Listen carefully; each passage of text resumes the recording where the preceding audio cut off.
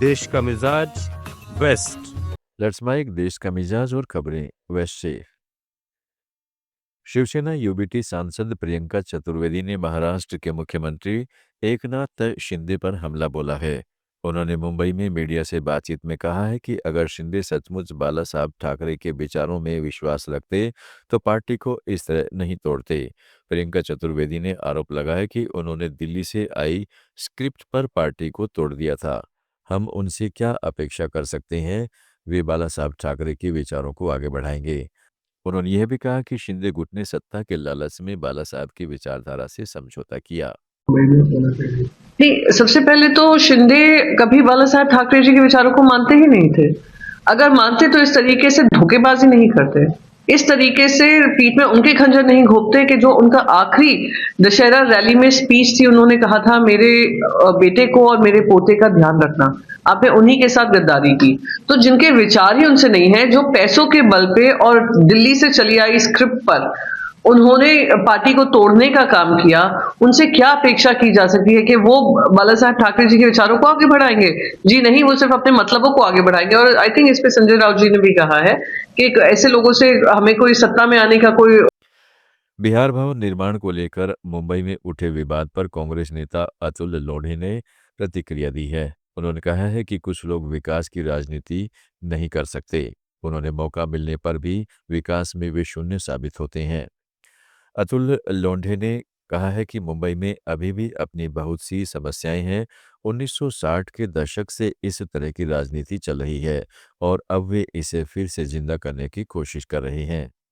महाराष्ट्र भी पूरे देश की तरह सबका है, मुंबई भी सबका है। कुछ क्षेत्रीय मुद्दे हो सकते हैं, लेकिन अपने ही देश के लोगों का विरोध करना स्वीकार्य नहीं है और यह कांग्रेस को मंजूर नहीं है। मीठी नदी के प्रॉब्लम है, कई प्रॉब्लम है, उसके ऊपर चर्चा करते हुए लोग क्यों नहीं दिखाई देते हैं? ये राजनीति 60 के दशक से चलती आ रही है और उसे फिर से जीवनदान देने की कोशिश की है। तो मेरे ख्याल से अब सबको जवाब मिल गया होगा कि क्यों कांग्रेस नहीं थी वहां। सबका है, महाराष्ट्र पूरा देश जो है वो सबका है, मुंबई भी सबकी है। हाँ, कुछ मुद्दे हो सकते हैं कि ओवर कंजेशन, ओवर क्राउडिंग, ये कुछ मुद्दे हो सकते हैं, लेकिन राष्ट्रीय बालिका दिवस के अवसर पर राजस्थान में पूर्व मुख्यमंत्री अशोक गहलोत ने बीजेपी की डबल इंजन सरकार पर निशाना साधा है। गहलोत ने एक अखबार की खबर का हवाला देते हुए एक्स पर लिखा कि मुख्यमंत्री भजनलाल शर्मा के गृह जिले में ही बालिकाओं को सही साइकिल तक नहीं दी जा सकी।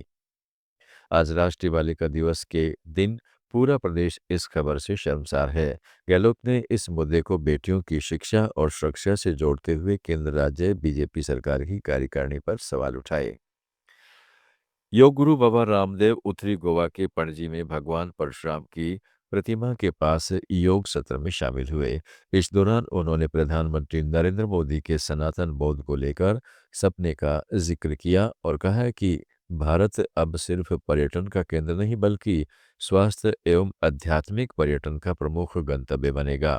रामदेव ने कहा है कि पतंजलि गोवा में अपना वेलनेस सेंटर खोलने जा रही है, जिससे गोवा स्वास्थ्य और आध्यात्मिकता के क्षेत्र में नई ऊंचाइयां छू सकेगा। गौमाता की रक्षा हर हिंदू का उत्तरदायित्व है।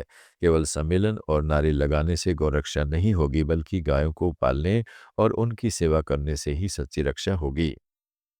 हेल्थ और वेलनेस के लिए गोवा में आए, उसके लिए एक बहुत बड़ा ये पुरुषार्थ किया गया है कि अब गोवा केवल लोग टूरिज्म के लिए न आए, हेल्थ, वेलनेस, स्पिरिचुअल टूरिज्म के लिए आए, यहाँ पीस के लिए आए, यहाँ आत्मोपचार से लेकर के आत्म साक्षात्कार के लिए आए।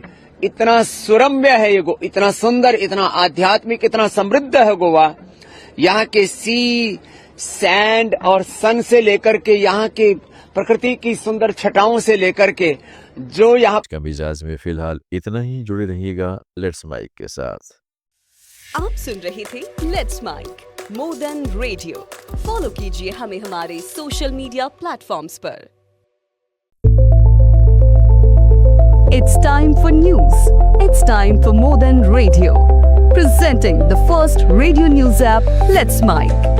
Let's Mic, a news-based app on your phone where you get to watch and listen news, talk shows,